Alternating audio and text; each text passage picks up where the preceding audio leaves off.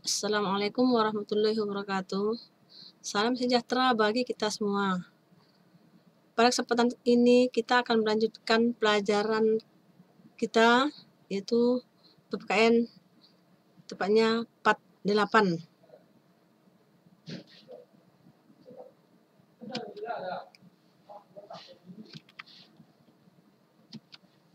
Adapun tujuan pembelajaran kita pada hari ini adalah yang pertama, diharapkan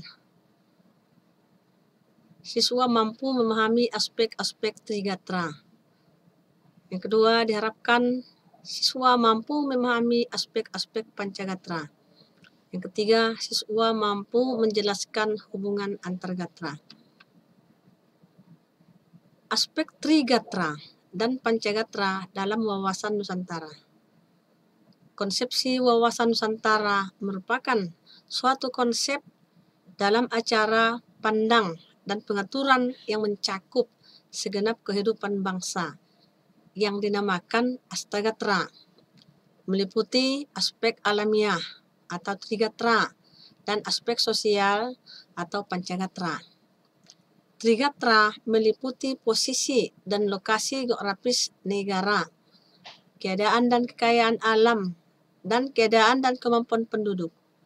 Pancagatra merupakan aspek sosial kemasyarakatan yang terdiri dari ideologi, politik, ekonomi, sosial budaya, dan pertahanan keamanan yang sering disingkat dengan sebutan Ipolek Sosbud Hankam. Antara gatra yang satu dengan gatra yang lain terdapat hubungan yang bersifat timbal balik dengan hubungan yang erat yang saling interdependensi.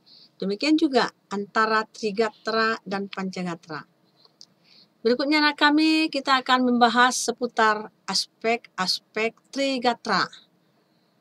A. Letak dan bentuk geografis.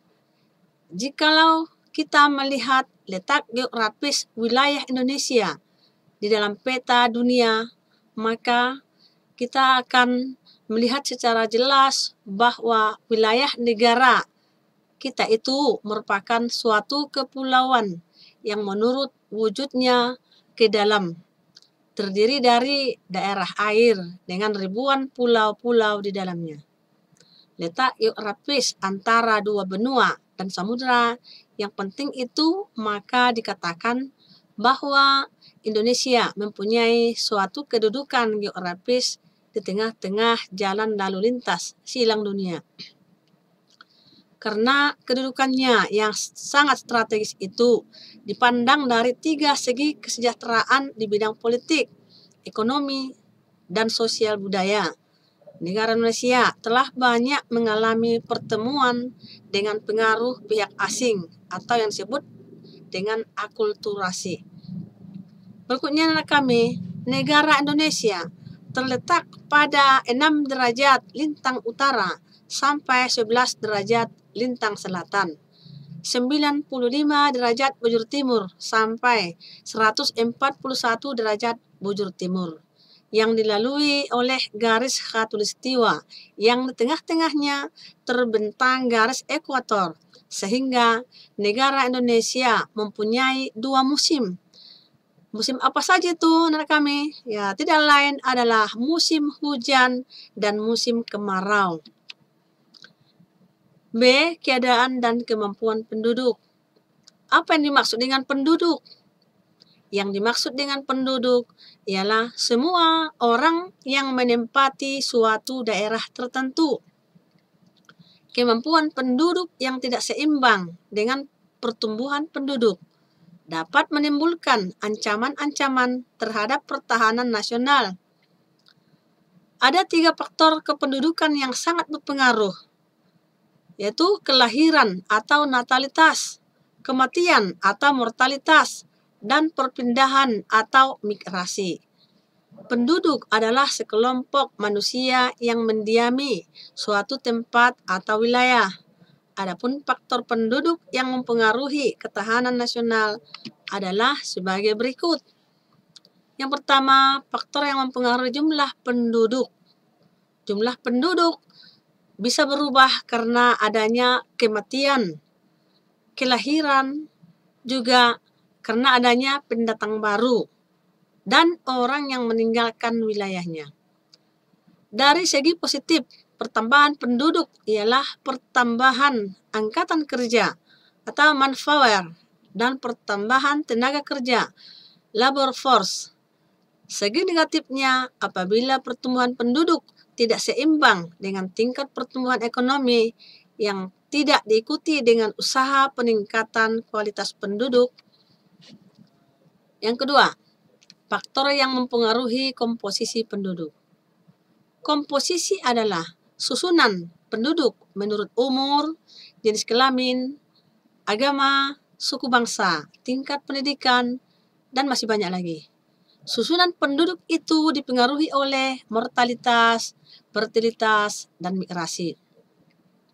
Fertilitas sangat berpengaruh besar terhadap umur dan jenis penduduk golongan muda yang dapat menimbulkan persoalan penyediaan fasilitas pendidikan, perluasan lapangan kerja, dan sebagainya.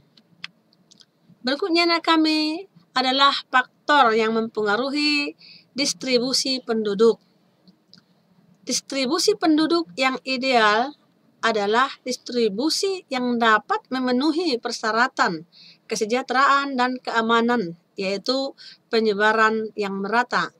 Oleh karena itu, pemerintah perlu memberikan kebijakan yang mengatur penyebaran penduduk, misalnya dengan cara transmigrasi, mendirikan pusat-pusat pengembangan growth centers, pusat-pusat industri, dan sebagainya.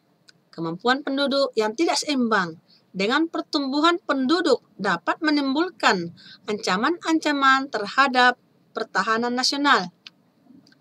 Berikutnya, keadaan dan kekayaan alam. Kekayaan sumber-sumber alam sebenarnya terdapat di atmosfer, di permukaan bumi, di laut, di perairan, dan di dalam bumi.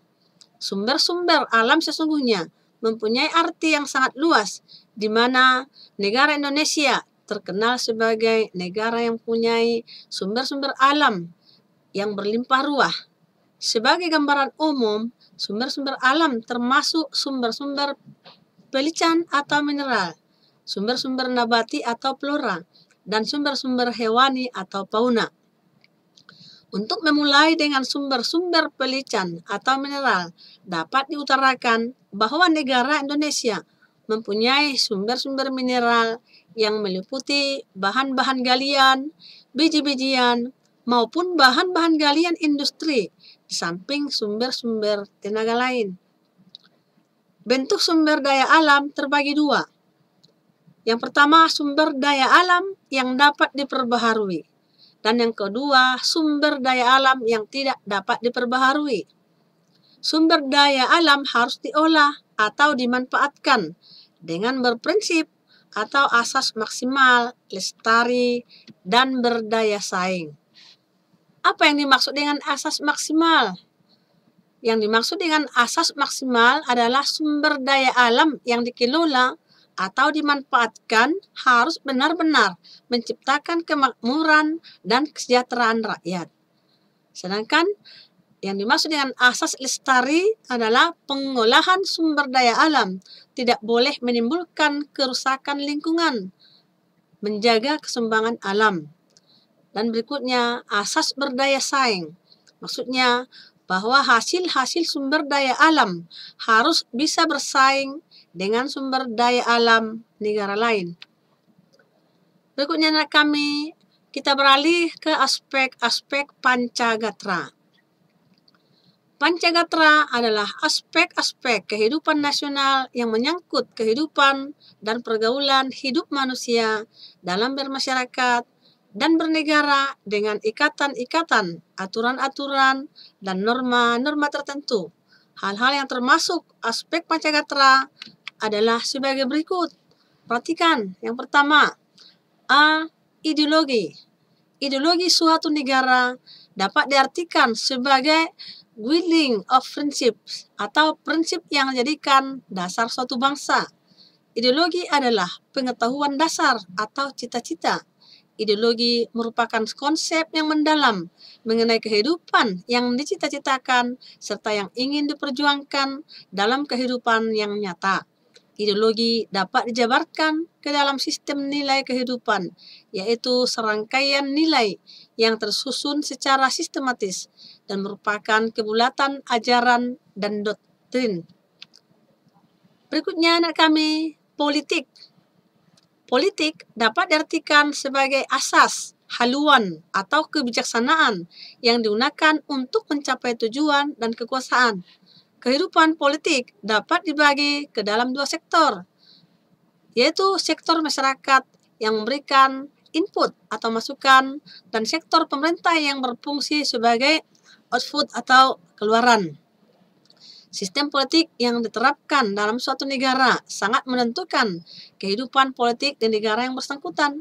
Upaya bangsa Indonesia untuk meningkatkan ketahanan di bidang politik adalah upaya mencari keseimbangan dan keserasian antara keluaran dan masukan berdasarkan Pancasila yang merupakan pencerminan dari demokrasi Pancasila. Berikutnya, ekonomi. Kegiatan ekonomi adalah seluruh kegiatan pemerintah dan masyarakat dalam mengelola faktor produksi dan distribusi barang dan jasa untuk kesejahteraan rakyat. Upaya peningkatan ketahanan ekonomi adalah upaya meningkatkan kapasitas produksi dan kelancaran barang dan jasa secara merata ke seluruh wilayah negara. Upaya untuk menciptakan ketahanan ekonomi adalah melalui sistem ekonomi yang diarahkan untuk kemakmuran rakyat. Ekonomi kerakyatan harus menghindari prepaid liberalisme, etatisme, dan tidak dibenarkan adanya monopoli. Struktur ekonomi dimantapkan secara seimbang dan selaras antar sektor. Pembangunan ekonomi dilaksanakan bersama atas dasar kekeluargaan.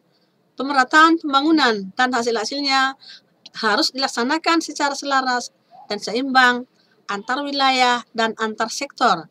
Kemampuan bersaing harus ditumbuhkan dalam meningkatkan kemandirian ekonomi. Berikutnya anak kami, sosial budaya. Sosial budaya dapat kita artikan sebagai kondisi dinamik budaya bangsa yang bersih keuletan atau ketangguhan untuk mengembangkan kekuatan nasional dalam menghadapi dan mengatasi ancaman, tantangan, hambatan, dan gangguan atau disingkat ATHG. Gangguan dapat datang dari dalam maupun dari luar, baik secara langsung maupun tidak langsung, yang membahayakan kelangsungan hidup sosial NKRI berdasarkan Pancasila dan Undang-Undang Dasar 1945. Esensi ketahanan budaya adalah pengaturan dan penyelenggaraan kehidupan sosial budaya. Ketahanan budaya merupakan pengembangan sosial budaya, di mana setiap warga masyarakat dapat mengembangkan kemampuan pribadi dengan segenap potensinya berdasarkan nilai-nilai Pancasila. Berikutnya anak kami, pertahanan dan keamanan. Pertahanan dan keamanan dapat diartikan sebagai kondisi dinamika dalam kehidupan pertahanan dan keamanan bangsa Indonesia yang berisi keuletan dan ketangguhan yang mengandung kemampuan mengembangkan kekuatan nasional dalam menghadapi dan mengatasi ancaman, tantangan, hambatan, dan gangguan yang membahayakan identitas, integritas, dan kelangsungan hidup bangsa berdasarkan Pancasila dan Undang-Undang Dasar 1945. Prinsip-prinsip sistem ketahanan nasional antara lain sebagai berikut. Yang pertama, bangsa Indonesia cinta damai, tapi lebih cinta kemerdekaan. Yang kedua, pertahanan keamanan berlandaskan pada landasan ideal Pancasila, landasan konstitusional Undang-Undang Dasar 1945, dan landasan visional wawasan Nusantara. 3. Pertahanan keamanan negara merupakan upaya terpadu yang melibatkan segenap potensi dan kekuatan nasional. Yang keempat, pertahanan dan keamanan diselenggarakan dengan sistem pertahanan dan keamanan nasional atau disingkat Sishankamnas dan sistem pertahanan dan keamanan rakyat semesta, singkat Sishankamrata.